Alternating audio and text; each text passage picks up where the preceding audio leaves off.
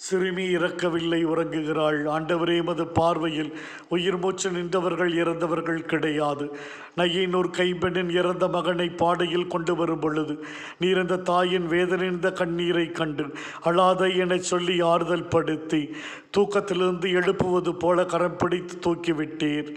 யாயிரின் மகள் போதகரை தொந்தரவு செய்யாதே என்று சொன்னவர்களின் பேச்சை கேளாமல் அஞ்சாதே, நம்பிக்கையை மட்டும் விடாதே என்ற மது குரலை நம்பி வீட்டுக்கு அழைத்து செல்லுகிறான்.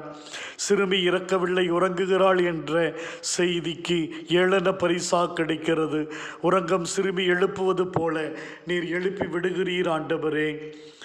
இதோ மார்த்தாள், ஆண்டவரே, நீர் இங்கே இருந்திருந்தால் என் சகோதரன் இறந்திருக்க மாட்டான் என்ற அவளின் கண்ணீர் ஜெபத்திற்கு உன் சகோதரன் உயிர்த்தெழுவான் என கூறி தூங்கி கொண்டிருப்பவனை அழைப்பது போல லாசரே வெளியே வா என்று அழைத்து உயிரை கொடுத்தேன்.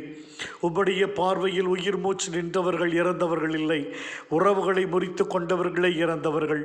உன் தம்பி இறந்து போயிருந்தான், மீண்டும் உயிர் பெற்றிருக்கிறான்.